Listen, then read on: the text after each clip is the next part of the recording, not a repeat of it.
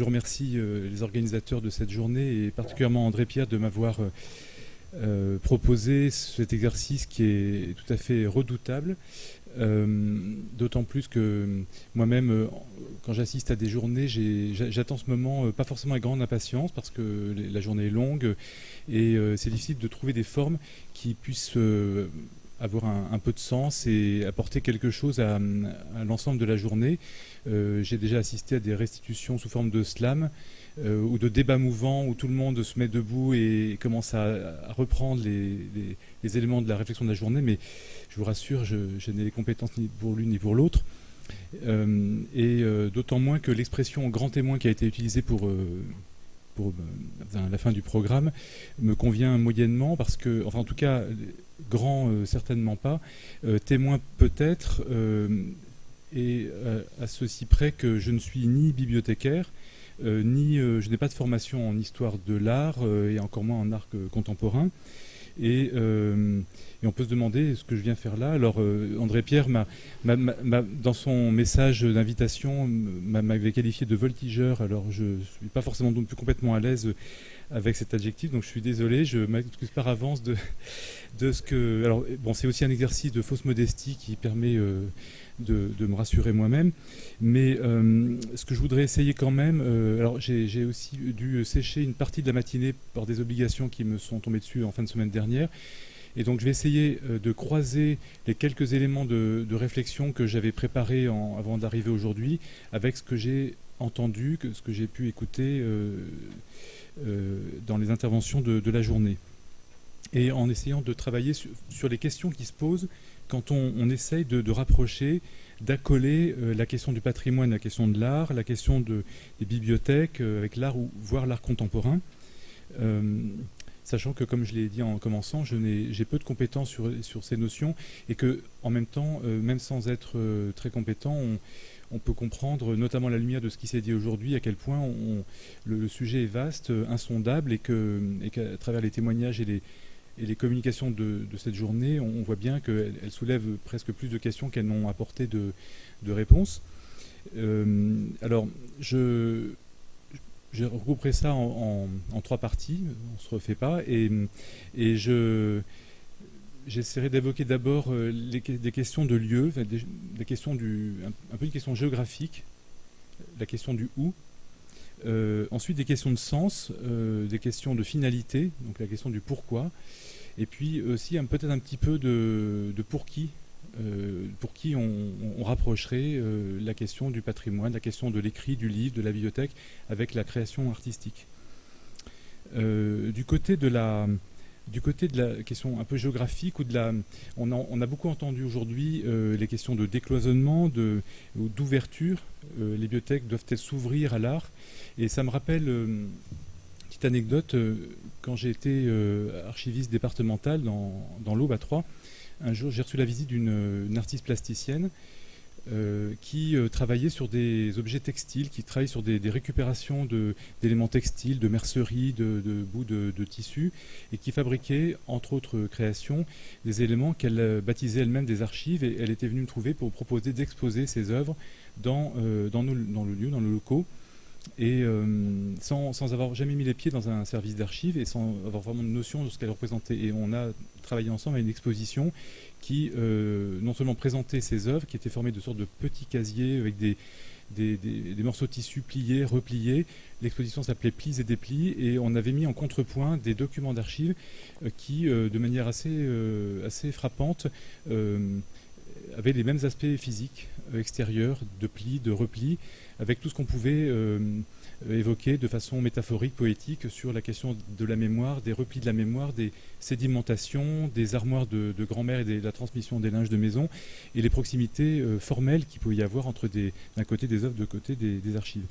Et en fait, ce qui m'avait frappé, c'est la manière dont la presse locale avait traité le petit événement que nous organisions, et il y avait cette expression d'ouverture, c'est-à-dire d'ouverture à quelque chose de culturel, les archives devenant soudain ouvertes à la culture ou à l'action culturelle, comme si la culture se résumait à la création artistique. et comme s'il s'agissait uniquement d'une question d'ouverture. D'un côté, on aurait le monde de l'art qui serait par nature ouvert et très ouvert, et puis d'autre côté, des lieux qui seraient plutôt des lieux fermés, des lieux mystérieux, secrets, poussiéreux, anciens, vieux, etc., qui, d'un seul coup, auraient découvert qu'on pourrait s'ouvrir à l'art. Donc, je pense juste cette question peut-être à replacer dans une vision, enfin dans une compréhension de manière, on peut comprendre à quel point nous sommes cloisonnés, le cloisonnement entre les disciplines, l'étanchéité des catégorisations, des visions de la culture et des politiques culturelles. On évoquait tout à l'heure la question des réactions, des contraintes politiques ou des élus ou des sphères administratives qui, ayant l'habitude de cloisonner, ont du mal à comprendre qu'on puisse travailler de manière différente et qu'il puisse y avoir des choses qui sont inhabituelles. Et puis la question aussi du lieu, de l'établissement patrimonial. On évoquait, je crois que c'est Isor de Larmina qui évoquait la difficulté de trouver un lieu parfois pour exposer. On évoquait dans les dernières interventions la question de est-ce que l'œuvre doit être située, est-ce que la question de l'emplacement, la question des échelles. Donc, et puis aussi, je crois, pour l'exemple du Havre, comment on travaille avec un lieu, avec une architecture. Et à ce sujet, à cet égard, je me suis rappelé des discussions que j'avais eues avec un successeur d'Henri-Jean Martin, Patrick Bazin, qui a longtemps dirigé la bibliothèque de Lyon, et qui, à un moment donné, il y a une dizaine d'années, analysait la question des bibliothèques, mais je pense qu'il l'évoquait pour l'ensemble des établissements culturels, en parlant en termes d'hybridation et surtout de fractalisation, c'est-à-dire la fractalisation, un terme un peu scientifique, définissant pour lui l'action culturelle dans les collectivités, dans le champ, celle qui intervient dans le champ culturel, chaque acteur faisant la même chose que tous les autres, en cherchant à se positionner, à s'articuler par rapport aux autres. Et il dressait un peu une sorte d'historique, la manière dont les institutions culturelles étaient sagement cloisonnées, chacune son rôle, les archives, les bibliothèques, les musées. Et puis à un moment donné, une période plutôt de mise en concurrence, et puis finalement une phase de partage et disait la bibliothèque aujourd'hui, donc c'était dans les années 2000, la bibliothèque est immergée dans un phénomène de transversalité culturelle. Les secteurs, tout le monde, les musées organisent des concerts, les salles de concert organisent des expositions, les archives travaillent sur la danse. Voilà, donc une espèce de fractalisation où chacun reproduit en lui-même à peu près ce que font tous les autres. Donc on est dans ce monde-là aujourd'hui, et la question de l'ouverture, est-ce que le monde de l'art contemporain est ouvert, est-ce que les institutions patrimoniales le sont, finalement, ça c'est pas acquis, mais je pense qu'aujourd'hui on a dépassé un petit peu cette question-là. Donc ça, c'est un petit peu la question des territoires. On a employé l'expression conquérir des territoires tout à l'heure, il me semble. C'est François Brindeau qui parlait de conquête de territoire. Et puis, ce que j'ai noté, alors j'écris petit, j'ai pas mis mes lunettes. Oui, moi qui suis assez peu cultivé en art contemporain, bien qu'à Lyon, on ait quand même beaucoup de possibilités de se confronter à la création contemporaine et à ce que représente l'art contemporain. Il y a aussi une question que je me suis posée par rapport au programme d'aujourd'hui, c'est les questions de définition, alors sans se lancer là-dedans, mais sur l'art vivant, l'art des artistes d'aujourd'hui, et puis ce que l'on appelle l'art contemporain. Et c'est vrai que en me replongeant j'ai pas lu tous ces livres, mais dans les travaux de Nathalie Heinrich sur les définitions de l'art contemporain, je trouve qu'elle a apporté d'un point de vue sociologique des éléments intéressants de compréhension de la manière dont ça fonctionne,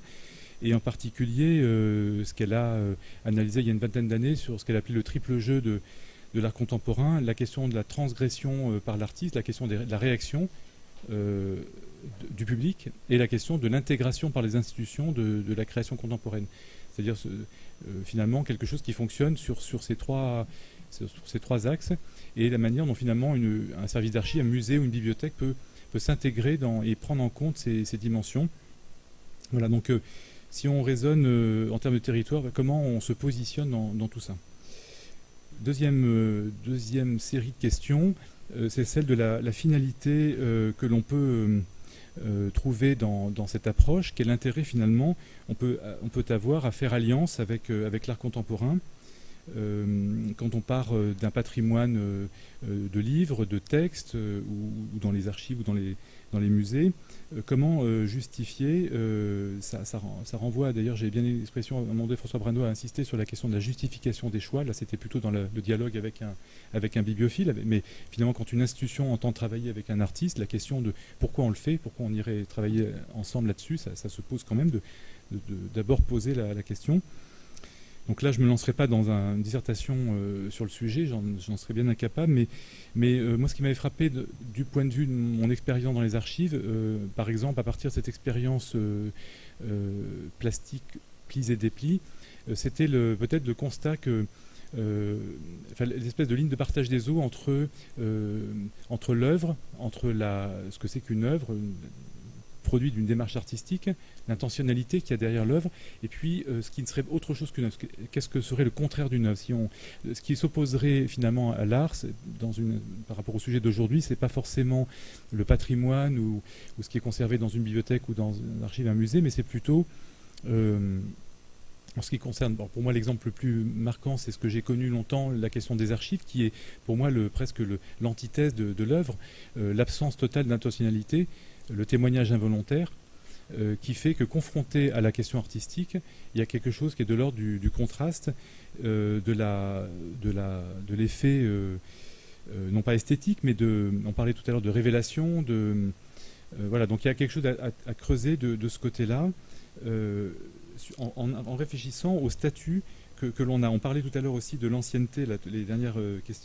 questions qui étaient posées, c'était l'œuvre classique, l'œuvre conservée dans une bibliothèque, par exemple, et puis par opposition à la création d'aujourd'hui. Et donc si on réfléchit à ce que peut produire comme effet la confrontation, le dialogue, est-ce que c'est du dialogue, est-ce que c'est une confrontation, est-ce que l'objet patrimonial est le matériau utilisé par l'artiste, ou est-ce que c'est l'imaginaire de l'artiste qui est inspiré par la vue ou l'expérience de l'objet caché, mystérieux, qui serait conservé dans une bibliothèque. Il y a plusieurs modes, il y a plusieurs modalités, je pense, de la relation que l'on peut établir entre un livre, entre un texte, entre un objet de musée ou un document d'archive et puis une œuvre. Et puis au-delà, sur la question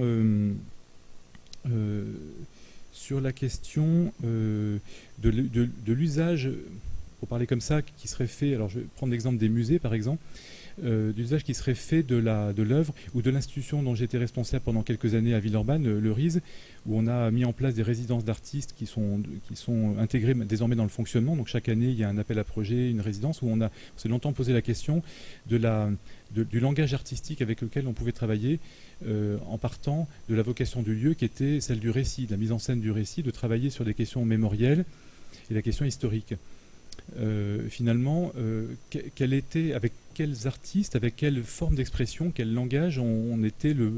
avait le plus vocation à travailler. Donc on a expérimenté plusieurs types de projets, et je dirais que a priori il n'y a pas forcément d'exclusive, mais il y a peut-être des langages qui se prêtent plus que d'autres à la question de la narration par exemple, ou du récit. Donc voilà, la question du récit et la question de l'émotion et de la transmission du récit. Il y a des réflexions assez intéressantes, par exemple, qui se font aujourd'hui du côté du Musée national de l'immigration, qui d'emblée, dans son projet, dès la fin des années 2000, a intégré la question d'une collection d'art contemporain, aux côtés d'une approche ethnographique ou anthropologique et d'une approche historique. Donc aujourd'hui, la politique d'acquisition de ce musée se fait selon ce triple axe, artistique, anthropologique et historique. Et le musée continue de réfléchir à ce que cela représente d'avoir dans ses collections et de mettre en jeu et en exposition des œuvres de ses collections en art contemporain dans son projet, dans des expositions qui sont souvent des expositions historiques. Et la question de l'émotion et du récit, bien sûr, entre en ligne de compte. Il me semble qu'il y a un terme que je trouve, tout à l'heure on se demandait en quoi l'art pouvait révéler quelque chose de plus ancien, la question de l'actualisation. L'expérience que j'ai pu avoir au RISE, c'était aussi le travail qu'on faisait dans un lieu qui était à la fois, qui pouvait accueillir en résidence des artistes, mais aussi qui travaillait concomitamment avec des archives et une bibliothèque. Et la question de savoir la dialectique qu'on a en permanence entre la conservation de traces du passé et puis sa mise en scène pour transmettre un récit. Donc de ce point de vue-là, je trouve que c'est intéressant. Il me semble qu'il faut arriver à repenser.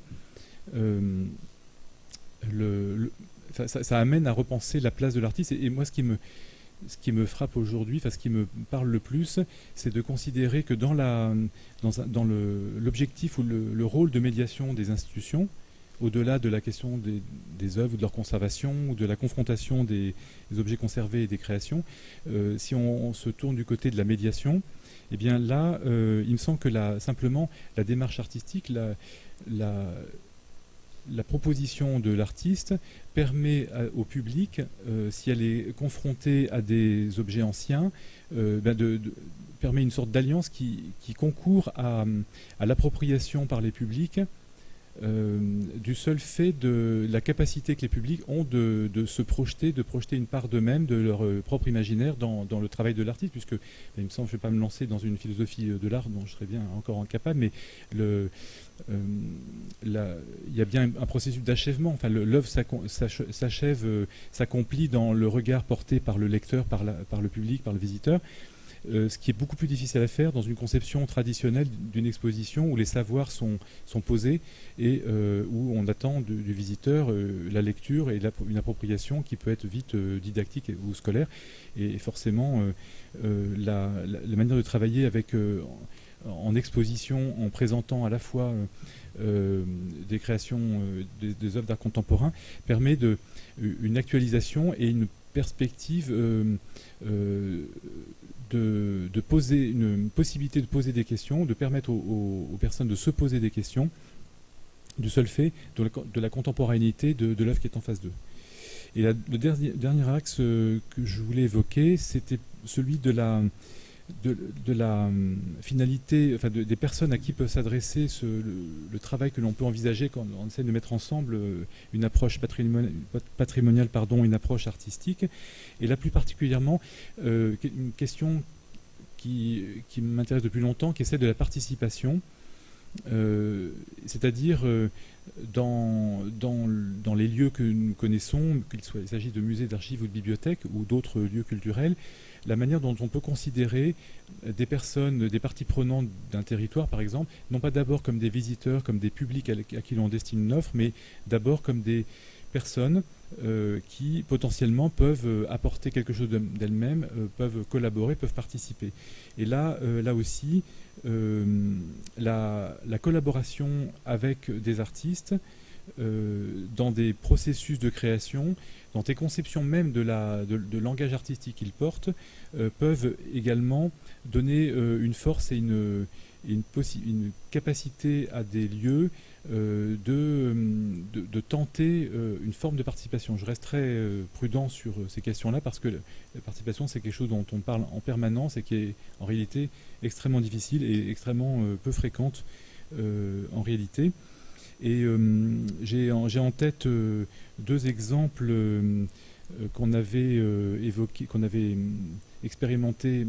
à Villeurbanne au RISE et puis là plus récemment dans le travail d'exposition que nous avons fait au musée Gadagne. À Villeurbanne, on avait travaillé,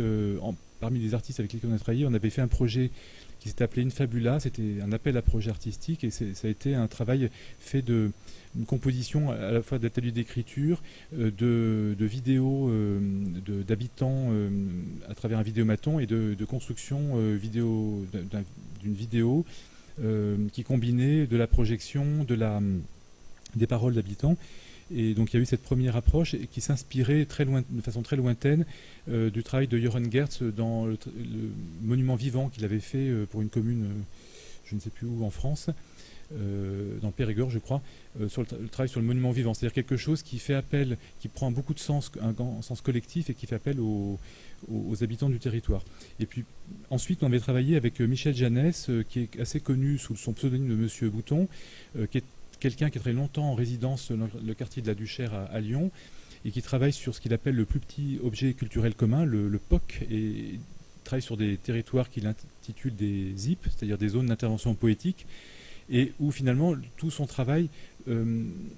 repose sur le processus de relation avec des personnes qui viennent vers lui pour lui proposer une histoire et un bouton qu'ils ont pris dans la mémoire familiale, dans la comment on appelle ça, la boîte à couture de la famille. Et donc en fait on est une démarche artistique qui est plutôt de l'esthétique relationnelle et qui finalement dont on se rend compte qu'elle repose difficilement sur une production que l'on pourra conserver, mais plutôt sur le processus. Et puis plus récemment, pour travailler sur la question de la ville et de l'urbanisme, on s'est rapproché d'un collectif artistique qui s'appelle l'Agence nationale de psychanalyse urbaine, dont la démarche poétique, à travers le registre métaphorique de la psychanalyse, permet de travailler autrement sur des réalités qui sont très concrètes, très techniques, et éventuellement rébarbatives, et qui permettent en fait à travers les protocoles que ce collectif propose, eh bien de travailler autrement dans des relations avec des personnes qui sont d'abord considérées comme des collaborateurs avant d'être considérées comme des publics. Donc, de ce point de vue-là, il me semble que il y a quelque chose à creuser si on repose la question des lieux, la question de la finalité, de ce qui se passe réellement lorsqu'on confronte œuvre et patrimoine, pour le dire vite. Et enfin, quand on prend en compte des collaborations potentielles de personnes, il y a quelque chose qui est très proche d'une notion forte du patrimoine, vu comme un flux et pas comme un stock, vu comme un processus et une action plus que comme une conservation matérielle, et comme une question politique au sens large, puisque le patrimoine pose d'abord la question du consensus d'une certaine communauté sur ce qui est jugé digne d'être transmis. Et donc, la pluralité des regards que l'on pose sur la patrimonialisation des objets qu'on a à conserver peut inclure les divers regards sur le monde que posent les artistes, puisque c'est quand même d'abord ce qui les caractérise, il me semble. Et pour terminer, je laisserai un peu en suspens des questions que je continue personnellement à me poser et qui sont un peu compliquées. Il y a celle qui a été évoquée en filigrane dans nombreuses interventions sur la patrimonialisation des œuvres elles-mêmes, c'est-à-dire quand on travaille comme ça, quand on produit, on est dans l'instantanéité, dans la contemporanéité et dans l'actualisation du sujet, mais ça pose la question en creux du devenir de ces œuvres, au-delà de la conservation d'ailleurs physique et matérielle. Il y a également une grande question qui est très concrète, c'est les conditions dans lesquelles la démarche artistique, la manière dont les relations se nouent. J'ai beaucoup aimé la description qu'avait fait François Brindeau sur les relations entre le bibliophile et le relieur, parce que si on l'extrapole aussi aux relations qu'il peut y avoir, on a évoqué aussi avec Joachim Bonnemaison sur la difficulté qu'on peut ressentir quand on est artiste face aux contraintes d'une organisation qui est souvent administrative, ce que vous avez évoqué à plusieurs reprises, c'est-à-dire finalement comment, à travers toutes ces contraintes et les questions de sens qui se posent à chaque fois, on arrive, en tout cas c'est l'expérience que j'ai et la difficulté que j'ai pu éprouver à plusieurs reprises, comment on arrive à mesurer où est-ce qu'on peut mettre, pour parler de manière plus triviale, où est-ce qu'on met le curseur entre d'un côté la démarche, le caractère tout à fait unique, original, irréductible de la liberté de création de l'artiste, et d'autre part, le projet que porte le lieu culturel, le projet de la bibliothèque, le projet des archives, le projet d'un musée, de façon à trouver quelque part au milieu une forme d'alliance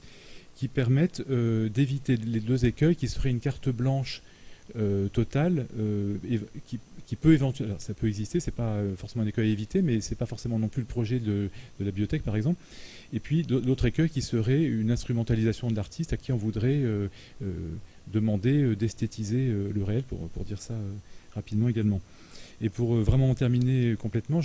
j'ai en tête une recherche en cours qui débute depuis 1 an ou 2, portée par des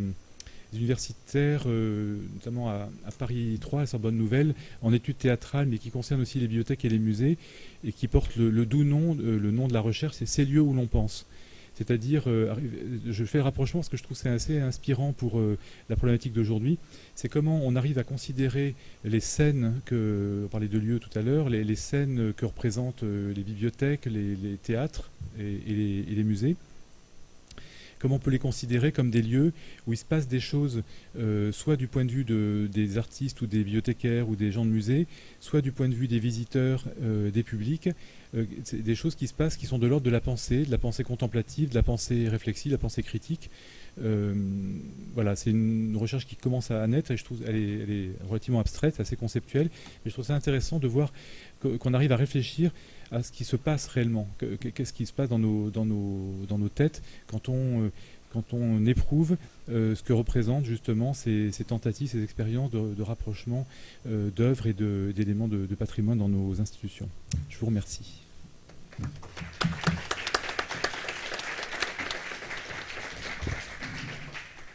Bien, je ne vais pas rajouter une conclusion à cette très belle fin, qui n'est pas une conclusion justement que vient de proposer Xavier. Je remercie tous les participants, les modérateurs qui sont venus jusqu'à Lyon. Mais heureusement, la grève ne commence que la semaine prochaine, donc nous étions sauvés pour ce qui est de la participation. Je dirais juste qu'effectivement, à mon sens, cette journée a rempli une des missions du projet que nous avions conduit. C'était non pas tant effectivement de voir comment le patrimoine pouvait élargir ses frontières jusqu'à des œuvres contemporaines et parfois détonnantes, mais comment, à la limite, les bibliothécaires ou les conservateurs que nous sommes les uns et les autres, travaillant dans les archives, les musées, les bibliothèques, nous pouvons être, comme les artistes, des activateurs du patrimoine que la société nous a confié, et que cette façon d'envisager le travail avec le concours des artistes est effectivement, à mon sens, je crois, ce qui était tout à fait démontré aujourd'hui. Donc merci encore à vous de vous être déplacés, intervenants, modérateurs et publics. Et puis, eh bien maintenant que la messe est dite, il faut aller évangéliser et aller amener ces concepts dans les différents lieux où vous travaillez et répandre le ferment de ces problématiques nouvelles, s'il vous plaît. Merci et donc à l'année prochaine pour un sujet qui risque d'être encore plus corrosif si nous parlons de messe qui est dite.